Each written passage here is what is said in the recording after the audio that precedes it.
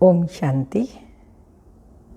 आज अव्यक्त बाप दादा के मधुर महावाक्य 12/12/2021 रिवाइज है 9/12/89।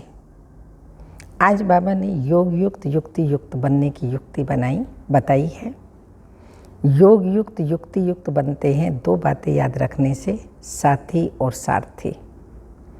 साथी और सारथी की स्मृति तब रह सकती है जब हम ब्रह्मा बाप को सामने रखते हैं कि बाबा ने ऐसे अपने आप को, बाबा जो निराकार शिव बाबा है उसको साथी बना करके सारथी बना, अपना लक्ष्य सामने रखा और लक्ष्य ऑटोमेटिकली आए। तो आज बाबा ने बहुत ही सुंदर आत्मा का पाठ पक्का कराया है। जो आत्मा मालिक बनकर के कर्म इंद्रियों द्वारा कर्म कराती है, जिसमें बाबा ने कहा है दो बातें कंट्रोलिंग पावर आत्मा में सदा रहनी चाहिए, क्योंकि आत्मा मालिक है और ये कर्म इंद्रियां हमारे कर्मचारी हैं। तो सुनते हैं अव्यक्त बाप दादा के मधुर महावाक्य। हेडिंग है योग युक्त युक्ति युक्त बनने की युक्ति। आज बाप दादा अपने सर्व बच्चों में से दो प्रकार के बच्चे देख रहे हैं। एक हैं सदा योग युक्त और हर कर्म में युक्ति युक्त। दूसरे योगी हैं लेकिन सदा योग युक्त नहीं हैं और सदा हर कर्म में स्वतः युक्ति युक्त नहीं। मनसा व बोल कर्म तीनों में से कभी किसमें युक्ति युक्त नहीं। वैसे ब्राह्मण जीवन अर्थात स्वतः योग युक्त और सदा युक्ति युक्त। ब्राह्मण जीवन की अलौकिकता व विशेषता, न्यारापन और प्यारापन यही है। ब्राह्मण जीवन की अलौकिकता विशेषता है न्यारा और प्यारापन, यही है योग युक्त और युक्ति युक्त।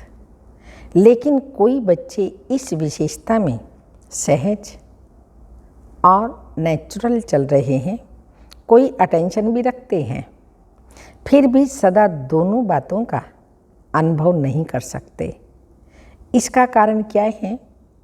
नॉलेज तो सभी को है और लक्ष्य भी सभी का एक ही है, फिर भी कोई लक्ष्य के आधार से इन दोनों लक्ष्य अर्थात योग युक्त युक्ति युक्त स्थिति की अनुभूति के समीप हैं और कोई कभी फास्ट पुरुषार्थ से समीप आते, लेकिन कभी समीप और कभी चलते चलते कोई ना कोई कारणवश रुक जाते हैं।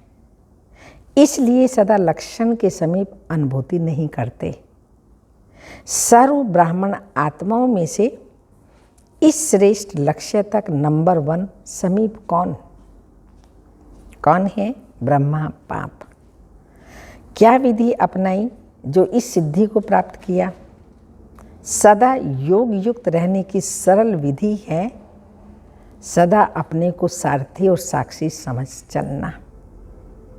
सदा योग युक्त रहने की सरल विधि है सदा अपने को सारथी और साक्षी समझ चलना। आप सभी श्रेष्ठ आत्माएं इस रथ के सारथी हो। रथ को चलाने वाली आत्मा सारथी हो। यह स्मृति स्वतः ही इस रथ अथवा देह से न्यारा बना देती है। किसी भी प्रकार के देह अभिमान से न्यारा बना देती है। देहभान नहीं तो सहज योग युक्त बन जाते और हर कर्म में योग युक्त युक्ति युक्त स्वतः ही बन जाते हैं।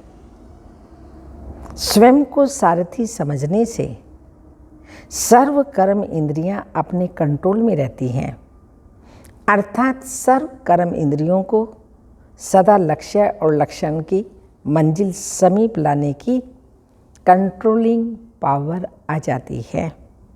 स्वयं सारथी किसी भी कर्म इंद्रिय के वश नहीं हो सकता, क्योंकि माया जब किसी के ऊपर भी वार करती है तो माया के वार करने की विधि यही होती है कौन सी? माया कैसे वार करती है? उसकी विधि यही होती है कि कोई ना कोई स्थूल कर्म इंद्रियां अथवा सूक्ष्म शक्तियां मन, बुद्धि, संस्कार के परवश बना देती है। आप सारथी आत्माओं को जो महामंत्र वशीकरण मंत्र बाप से मिला हुआ है, उसको परिवर्तन कर वशीकरण के बजाय वशीभूत बना देती है। तो बाबा ने कहा और एक बात में भी वशीभूत हुए तो सभी भूत प्रवेश हो जाते हैं, क्योंकि इन भूतों की भी आपस में बहुत यूनिटी है। एक भूत आया तो वह सभी का आह्वान करेगा। फिर क्या होता है? ये भूत सारथी से स्वार्थी बना देता है। और आप क्या करते हो? जब सारथीपन की स्मृति में आते हो तो भूतों को भगाने की युद्ध करते हो। युद्ध की स्थिति को योग युक्त स्थिति नहीं कहेंगे, इसलिए योग युक्त व युक्ति युक्त मंजिल के समीप जाने की बजाय रुक जाते हैं और पहला नंबर स्थिति से दूसरे नंबर में आ जाते हैं। सारथी अर्थात वश होने वाला नहीं, लेकिन वश कर चलाने वाले। तो आप सब कौन हो? सारथी हो ना? सारथी अर्थात आत्म अभिमानी, क्योंकि आत्मा ही सारथी है। ब्रह्मा बाप ने इस विधि से नंबर 1 की सिद्धि प्राप्त की, इसलिए बाप भी इसका सारथी बना। सारथी बनने का यादगार बाप ने करके दिखाया, तो फॉलो फादर करो। सारथी बन सदा सारथी जीवन में अति न्यारी और प्यारी स्थिति का अनुभव कराया, क्योंकि देह को अधीन कर बाप प्रवेश होते अर्थात सारथी बनते हैं, देह के अधीन नहीं बनते। इसलिए न्यारा और प्यारा है। ऐसे ही आप सभी आत्माएं भी बाप समान सारथी की स्थिति में रहो। चलते फिरते यह चेक करो कि मैं सारथी अर्थात सर्व को चलाने वाली न्यारी और प्यारी स्थिति में स्थित हूँ। बीच बीच में यह चेक करो। ऐसे नहीं कि सारा दिन बीत जाए फिर रात को चेक करो। सारा दिन बीत गया तो बीता हुआ समय सदा के लिए कमाई से गया, इसलिए गंवा करके होश में नहीं आना। यह स्वतः नेचुरल संस्कार बनाओ। कौन सा? चेकिंग का। सारा दिन में ही अपनी चेकिंग करनी है, चेक एंड चेंज। ये बाबा ने कहा अपना संस्कार बना लो चेकिंग का। जैसे किसी के कोई पुराने संस्कार इस ब्राह्मण जीवन में अभी भी आगे बढ़ने में विघ्न रूप बन जाते हैं, तो कहते हो ना चाहते भी संस्कारों के वश हो जाते हैं। जो नहीं करना चाहते वह कर लेते हो। जब उल्टे संस्कार ना चाहते कोई भी कर्म करा लेते हैं, तो यह नेचुरल चेकिंग का शुद्ध संस्कार अपना नहीं सकते हो। तो बिना मेहनत के चेकिंग के शुद्ध संस्कार स्वतः ही कार्य कराते रहेंगे। यह नहीं कहेंगे कि भूल जाते हैं, बहुत बिजी रहते हैं, अशुद्ध अथवा व्यर्थ संस्कार हैं। कई बच्चों में अशुद्ध संस्कार नहीं तो व्यर्थ संस्कार भी हैं। ये अशुद्ध संस्कार, व्यर्थ संस्कार भुलाते ही नहीं भूल सकते हैं और यही कहते हैं मेरा भाव नहीं था, लेकिन मेरा ये पुराना स्वभाव व संस्कार है। तो अशुद्ध नहीं भूलता, फिर शुद्ध संस्कार कैसे भूल जाता है? तो सारथीपन की स्थिति स्वतः ही स्व उन्नति के शुद्ध संस्कार इमर्ज करती है और नेचुरल समय परमाण सहज चेकिंग होती रहेगी। अशुद्ध आदत से मजबूर हो जाते हो और इस आदत से मजबूर हो जाएंगे तो सुना, अगर अशुद्ध आदत से मजबूर हो जाते हो और इस आदत में फिर मजबूत हो जाएंगे, फिर क्या करेंगे? संस्कार छूटेंगे ही नहीं। इसलिए बाबा ने कहा शुद्ध संस्कारों में, कंट्रोलिंग पावर में मजबूत बनो, इन अशुद्ध संस्कारों में मजबूत नहीं। तो सुना सदा योग युक्त, युक्ति युक्त रहने की विधि क्या है? क्या है विधि? सारथी बन चलना। सारथी स्वतः ही साक्षी हो जाता है। साक्षी हो, कुछ भी करेंगे, देखेंगे, सुनेंगे। सारथी साक्षी हो, फिर कुछ भी देखेंगे और फिर चलेंगे। साक्षी बन देखने, सोचने, करने सब में सब कुछ करते भी निर्लेप रहेंगे, अर्थात माया के लेप से न्यारे रहेंगे। तो पाठ पक्का किया ना? ब्रह्मा बाप को फॉलो करने वाले होना। ब्रह्मा बाप से बहुत प्यार है ना? प्यार की निशानी है, ब्रह्मा बाबा से हम सबका प्यार है, तो प्यार की निशानी है समान बनना, अर्थात फॉलो करना। सभी टीचर्स का बाप से कितना प्यार है। वर्तमान समय हर मुरली में बाबा टीचर्स को बहुत याद कर रहे हैं, क्योंकि बाबा का टीचर से बहुत प्यार है। सदा बाप सदा टीचर्स को अपनी सेवा के समीप साथी समझते हैं। तो पहले फॉलो टीचर्स करेंगे ना? इसमें सदा यही लक्ष्य रखो, पहले मैं। ईर्ष्या में पहले मैं नहीं, वो नुकसान करती है। शब्द वही है, पहले मैं। लेकिन एक है ईर्ष्यावश पहले मैं, तो इससे पहले की बजाय कहाँ लास्ट पहुंच जाता है, फर्स्ट से लास्ट आ जाता है। और फॉलो फादर में पहले मैं। कहा और किया तो फर्स्ट के साथ में आप भी फर्स्ट हो जाएंगे। ब्रह्मा फर्स्ट है ना? तो सदा यह लक्ष्य रखो कि टीचर्स अर्थात फॉलो फादर, और नंबर 1 फॉलो फादर। जैसे ब्रह्मा नंबर 1 बना, तो फॉलो करने वाले भी नंबर 1 का लक्ष्य रखो। टीचर्स सभी ऐसे पक्की है ना? सभी अपने से पूछें, ऐसे पक्की है ना? हिम्मत है फॉलो करने की? क्योंकि टीचर्स अर्थात निमित्त बनने वाले अनेक आत्माओं के निमित्त हो, तो निमित्त बनने वालों के ऊपर कितनी जिम्मेवारी है। जैसे ब्रह्मा बाप निमित्त रहे ना, तो ब्रह्मा बाप को देख करके कितने ब्राह्मण तैयार हुए। ऐसे ही टीचर्स कोई भी कार्य करती हो, चाहे खाना बना रही हो, चाहे सफाई कर रही हो, लेकिन हर कर्म करते ये स्मृति रहे, खाना बनाना, सफाई करना, कपड़े धोना, कुछ भी हम कार्य कर रहे हैं, ये स्मृति रहे कि मैं निमित्त हूँ। अनेक आत्माओं के प्रति मैं निमित्त हूँ, अनेक आत्माओं के प्रति।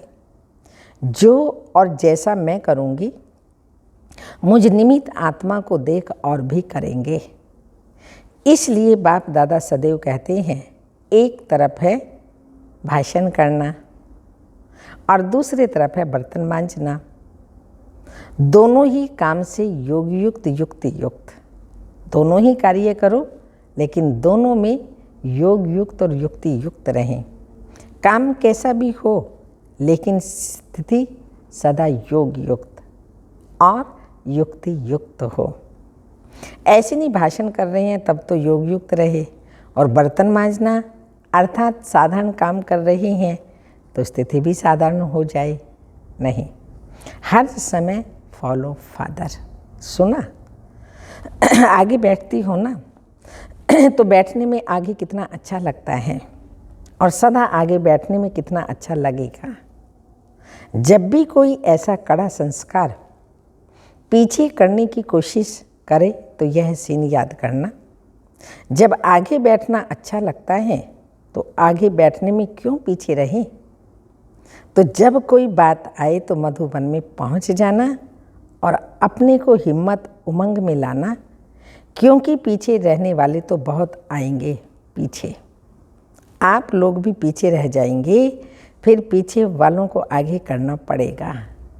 इसलिए सदा यही स्मृति रखो कि हम आगे रहने वाले हैं। पीछे रहना अर्थात अगर पीछे रह गए तो पीछे रहना अर्थात प्रजा बनना।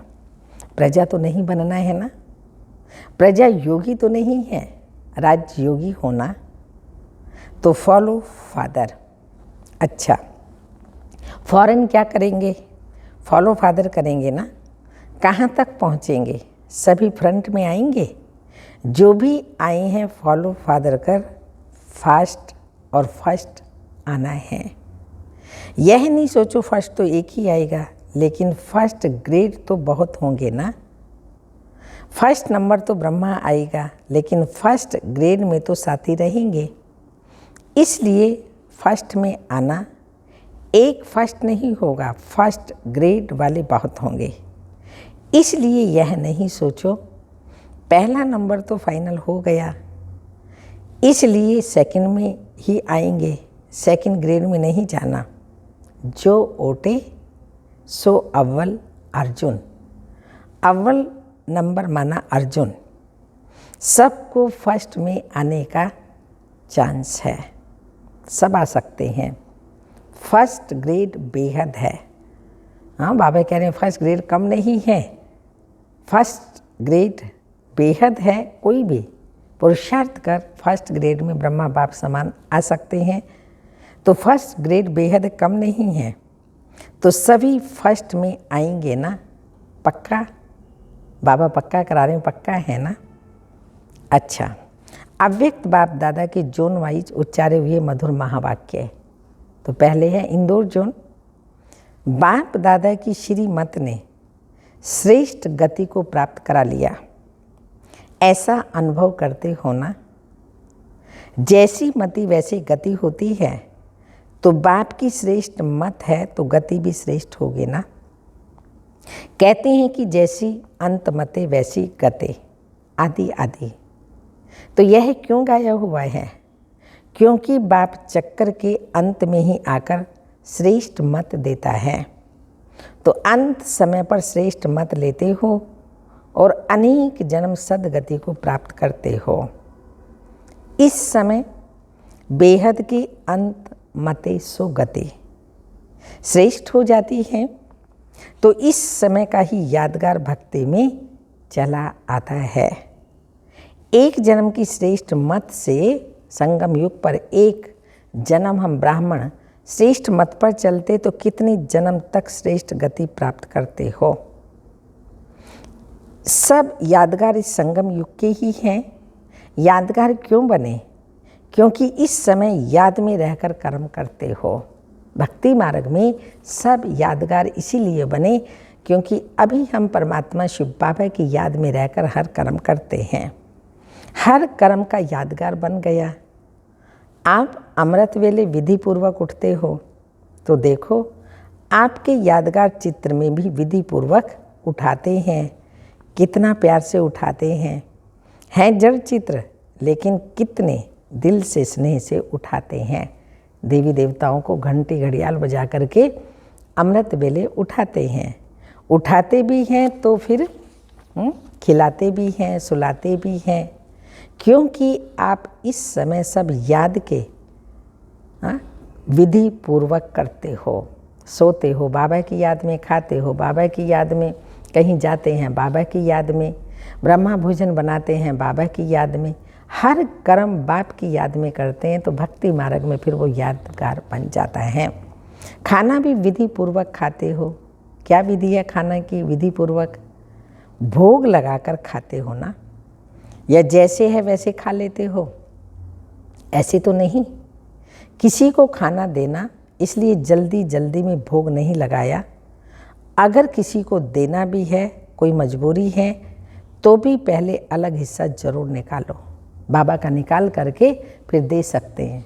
वास्तव में तो लक्ष्य रखें कि बना करके भोग लगा के तभी हम खाएं और खिलाएं।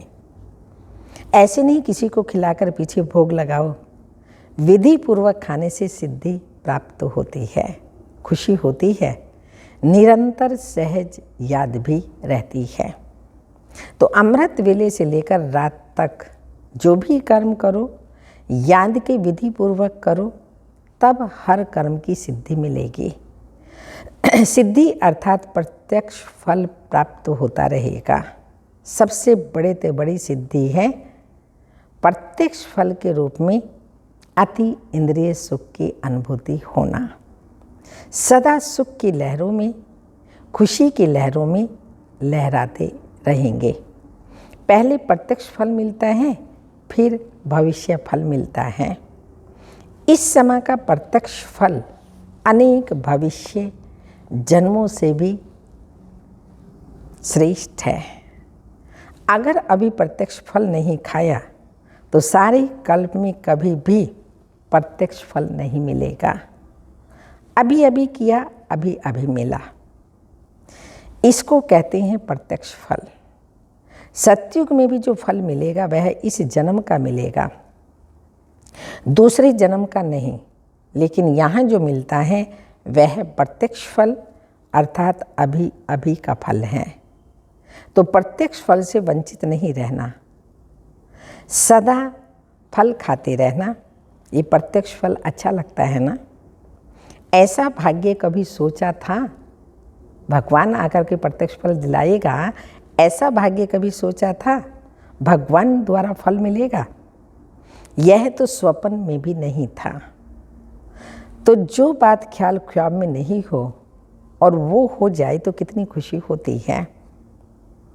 आजकल की अल्पकाल की लॉटरी आती है तो कितनी खुशी होती है। और यह प्रत्यक्ष फल सो भविष्य फल हो जाता है।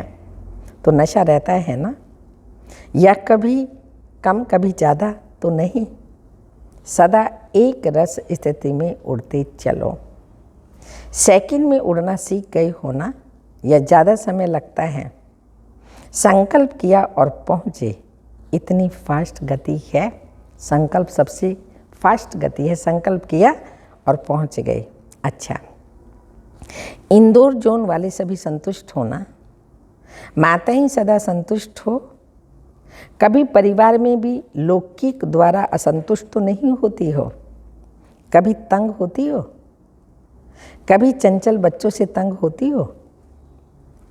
तो तंग कभी नहीं होना। जितना आप तंग होंगे उतना वह ज़्यादा तंग करेंगे। इसलिए ट्रस्टी बनकर, सेवाधारी बनकर सेवा करो। मेरापन आता है तो तंग होते हो, मेरा बच्चा, और ऐसा करता है। तो जहाँ मेरापन होता है वहाँ तंग होते हैं, और जहाँ तेरा तेरा आया तैरने लगते हैं। वो तैरने वाले हो। सदा तेरा माना स्वमान में रहना, मेरा मेरा कहना माना अभिमान में आ जाना।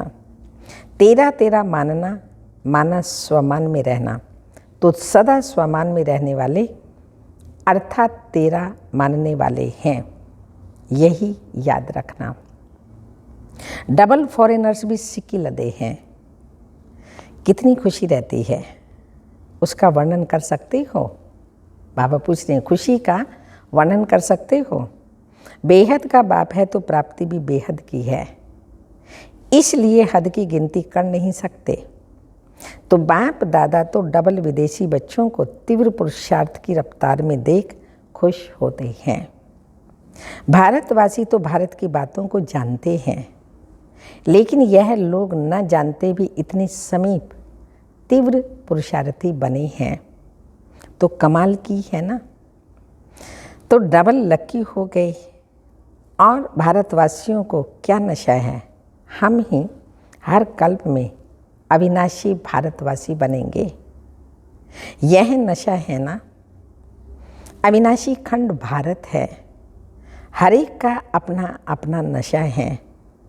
सभी को भारत में ही आना पड़ेगा ना। और आप बैठे ही भारत में हो। बाबा कहते हैं आप तो भारत में ही बैठे हो। अच्छा, सदा ब्रह्मा बाप को फॉलो करने वाले, सदा स्वतः योग युक्त युक्ति युक्त रहने वाले, सदा सारथी बन कर्म इंद्रियों को श्रेष्ठ मार्ग पर चलाने वाले, सदा मंजिल के समीप रहने वाले, ऐसे सर्वश्रेष्ठ आत्माओं को बाप दादा का याद प्यार। Good morning, diamond morning. रूहानी बाप की रूहानी बच्चों को नमस्ते। हम रूहानी बच्चों की रूहानी माता पिता बाप दादा को याद प्यार। Good morning, diamond morning. ओम नमस्ते। वरदान है अपने मस्तक द्वारा तीसरे नेत्र का साक्षात्कार कराने वाले। अपने मस्तक द्वारा तीसरे नेत्र का साक्षात्कार कराने वाले सच्चे योगी भव। यादगार में योगी के मस्तक पर तीसरा नेत्र दिखाते हैं। आप सच्चे योगी बच्चे भी अपने मस्तक द्वारा तीसरे नेत्र का साक्षात्कार कराने के लिए सदा बुद्धि द्वारा एक बाप के संग में रहो। एक बाप दूसरे हम तीसरा ना कोई, मैं और मेरा बाबा तीसरा ना कोई। जब ऐसी स्थिति होगी तब तीसरे नेत्र का साक्षात्कार होगा।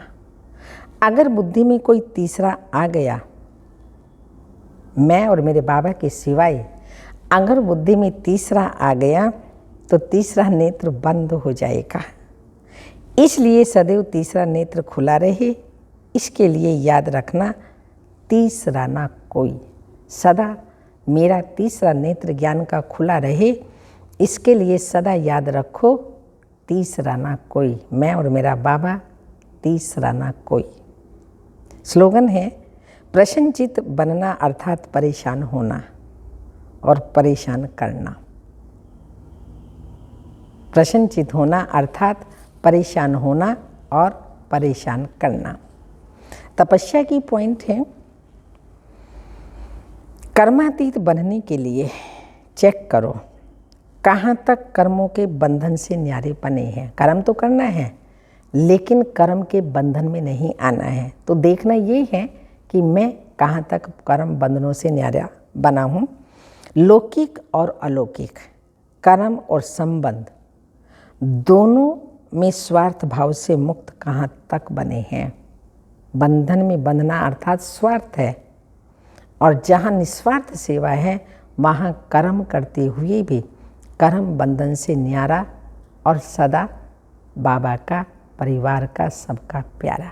अच्छा, ओम शांति।